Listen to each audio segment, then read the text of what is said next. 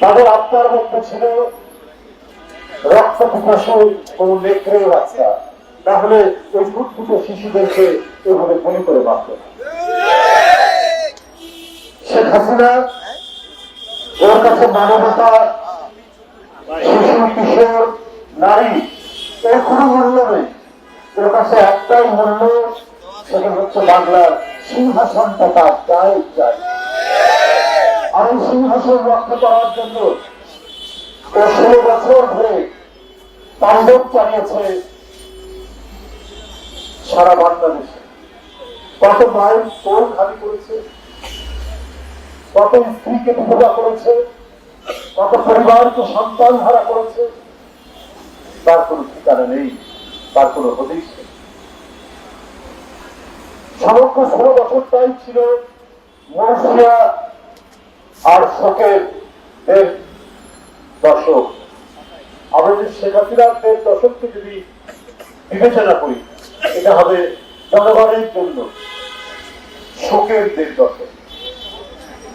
কারণ গুম ছিল শেখ হাসিনার কাছে একটা খেলা, ক্রসফায়ারে হত্যা ছিল শেখ হাসিনার কাছে একটি আনন্দের বিষয়।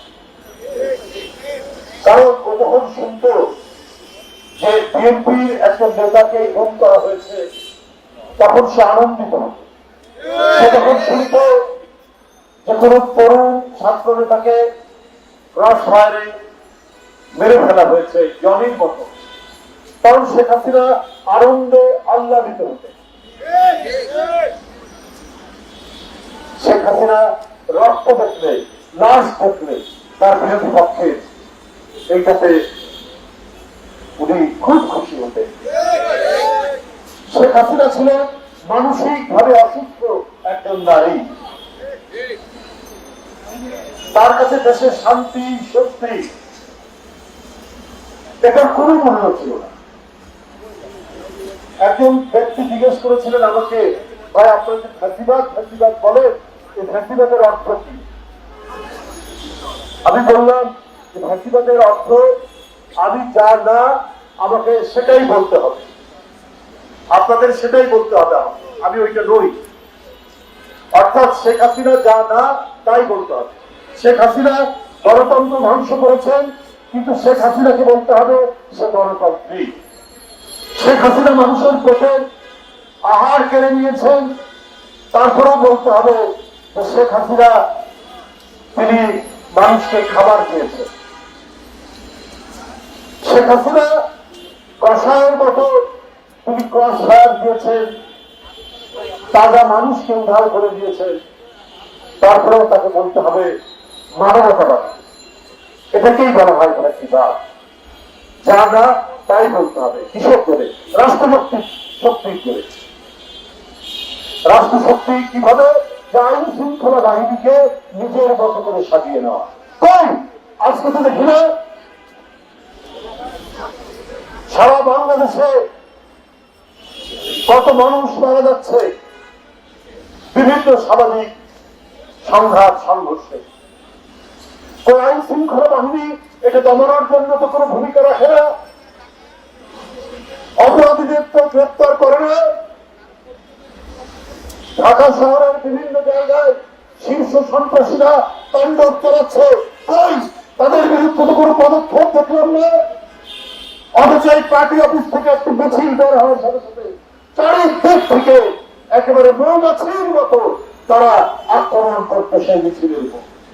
সেগুলি গ্রামের ধান ক্ষেতের মধ্যে লুকিয়ে থাকতো বা বাঁশঝাড়ের মধ্যে লুকিয়ে থাকতো, তাহলে আমরা দেখেছি আইন শৃঙ্খলা বাহিনী, র্যাব, পুলিশ সেইখানে গিয়ে তাদেরকে ধরে নিয়ে এসছে। তো আজকে যারা সমাজ অপরাধী তাদেরকে গ্রেপ্তার করে আজকে সমাজে শান্তি শৃঙ্খলা আনা হচ্ছে না। যারা আহরাবকে গুলি করে মেরেছে, যারা আবু সাইদকে হত্যা করেছে, যারা মুগ্ধকে হত্যা করেছে, তারা আইন শৃঙ্খলা বাহিনীর লোক। অথচ তাদেরকে কেন আইনের আওতায় নিয়ে এসে বিচার করা হচ্ছে না? তাদেরকে তারা আইনের আওতায় হাই দিচ্ছে, তাদেরকে আমরা চিহ্নিত করে রাখছি। আজকে কেন আহরাবের মায়ের চোখ দিয়ে এখনো কান্না করিয়ে পড়বে। এখনো কেন মুখ ধরবে? অস্ত্র সংবরণ হবে না। আবু সাইদের মায়ের চোখ দিয়ে পানি সংবরণ হবে না। যদি আজকে এই ঘাতক এই কসাইদেরকে যদি গ্রেফতার করতেন, তাহলে কিন্তু হয়তো তাদের বাপ মায়ের প্রাণ কিছুটা শীতল হতো, কিন্তু সেটা আপনারা করতে পারেনি। বরং আমরা কি দেখছি, বিভিন্ন জায়গায় মামলার নামে যে বাদী তিনি বিএনপির আরেক লোককে আসামি করছেন, এই চক্রান্ত প্রায় জায়গায় হচ্ছে। এবং এর সাথে কারা কারা জড়িত, কে কে এই কাজগুলো করছেন, সেটাও আমরা জানি। যারা 15-16 বছর লড়াই করছে, তাদের অনেককে আসামের নামের মধ্যে নাম দেওয়া হয়েছে। শুধুমাত্র কোথাও এলাকায় কেউ পয়সা দিয়ে কোনো না কোনো ভাবে এই কাজটি করা হচ্ছে। একটা প্রথম প্রাথমিক দায়িত্ব এখন থানায় যারা কর্মরত আছে, তারাই তো ওই সমস্ত অপরাধীকে ধরবে। আর জীবনের ছাত্রলীগ আর সবচেয়ে বড় কাজ করেছে হচ্ছে আইন শৃঙ্খলা বাহিনী।